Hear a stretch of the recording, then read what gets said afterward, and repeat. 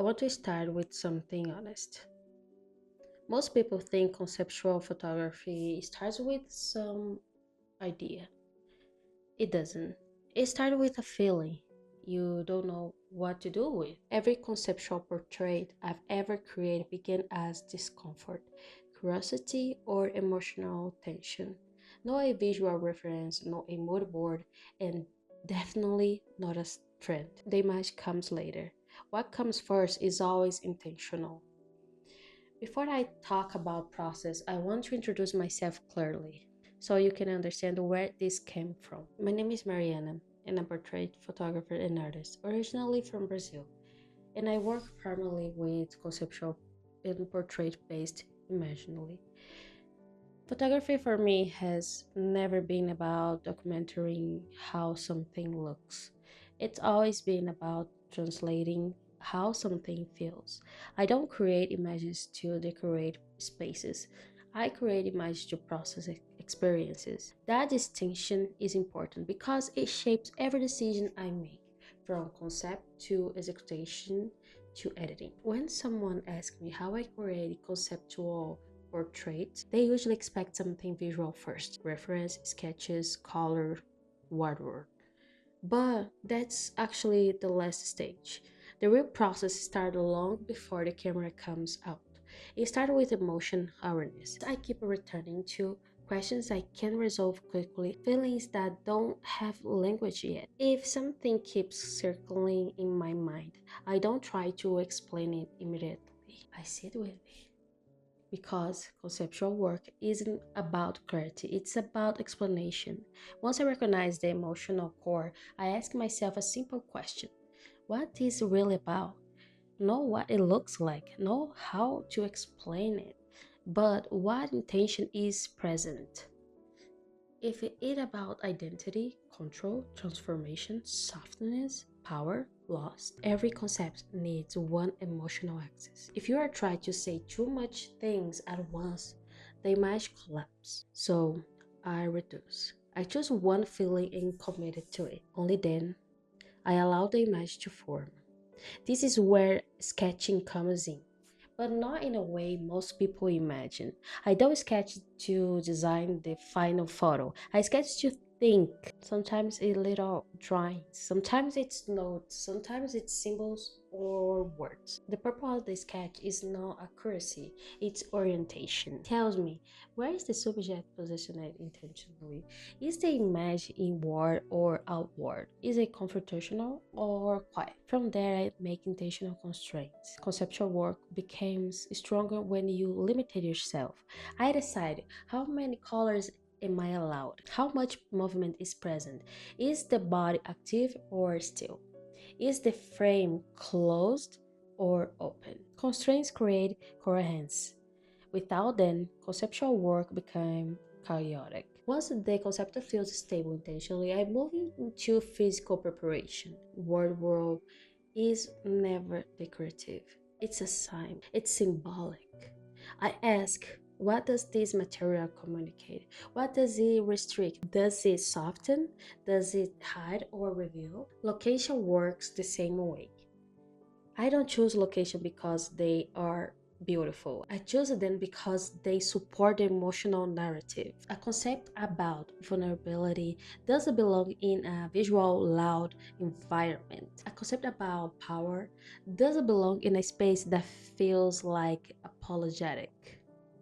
Everything must agree with the idea, or it doesn't belong.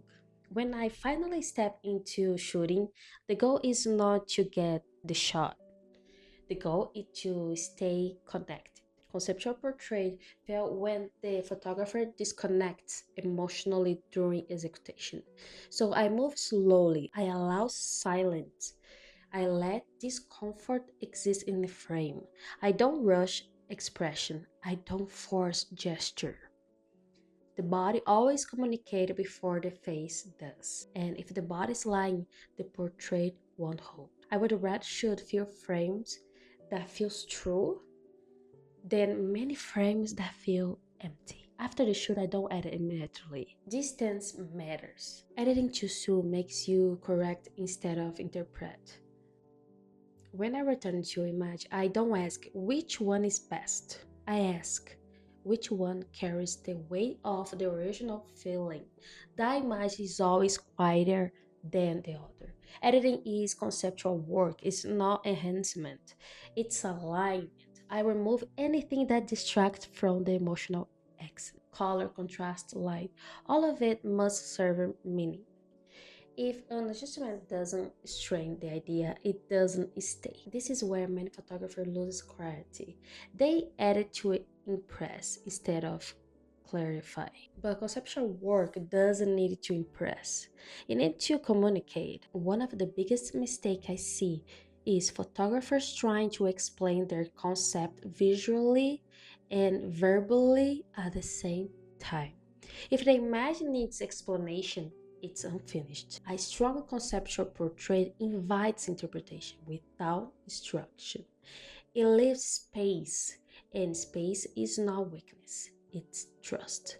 Over time, I learned that conceptual work isn't about being clever, it's about being precise. Precision with emotion, precision with intention, precision with restraint.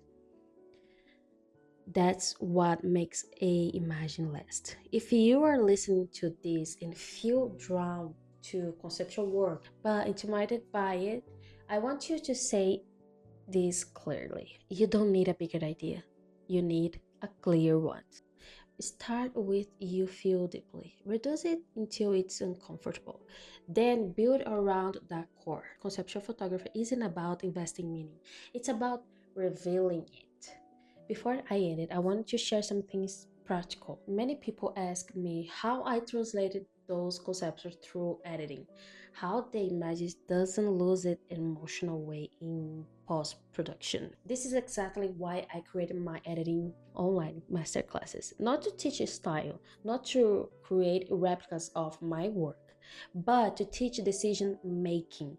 In the masterclass, I walk through my full editing process with conceptual images, how I protect the emotion core, how I simplify instead of decorated, and how I know when an image is finished. It's designed for photographers who feel technically capable but creatively unsure during editing. If you want your edits to support your ideas instead of overpower them, this is where I bring clarity to the process. You will find the link in the video description. And before you go, if this episode helped you to understand conceptual work in a deeper way, I would love it for you to stay. You can subscribe to the channel for more long-form conversation about photography, art, and creativity process. If you found this value, liking the video helps it reach others who are searching for depth in their work too. And if you want to share, leave it a comment and tell me what emotion do you feel drawn to explore next.